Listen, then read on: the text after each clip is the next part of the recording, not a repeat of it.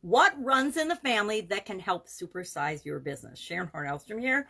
And our relationship related idiom and expression today is runs in the family or to run in the family. Now, this is one I have used my entire life and I have heard my entire life. Grew up in a family of 4 sisters, and you can definitely tell we're sisters. Hereditarily, we look alike.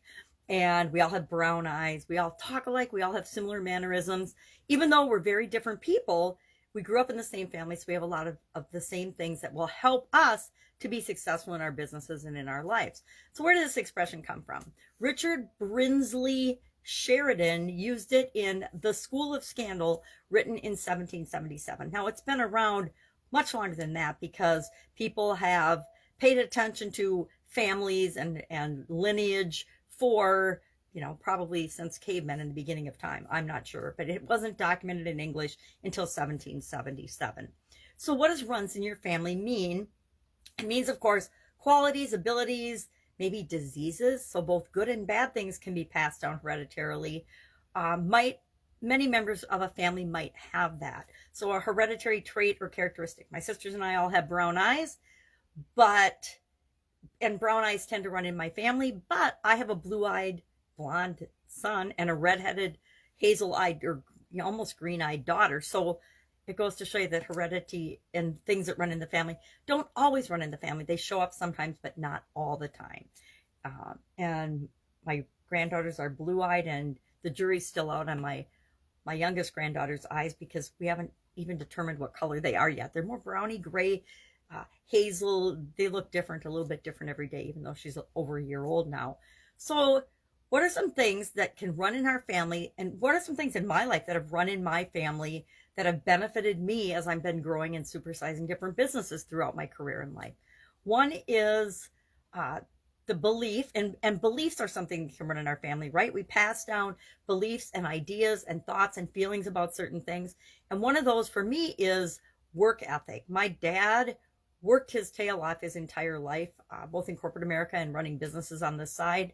My mom was an incredible, and still is, and my dad passed away, but my mom's still with us, an incredible hard worker. She's 85 years old, and she is on the church board. She volunteers for St. Vincent de Paul. She is a poll worker. She's been in government and not so much in the private sector, volunteering in the private sector, but she's been town clerk and town chairman in the town of Hudson in Wisconsin for decades. So incredible work ethic from both my parents. And I would say that work ethic runs in my family, and it has benefited me when it comes to growing and supersizing our business.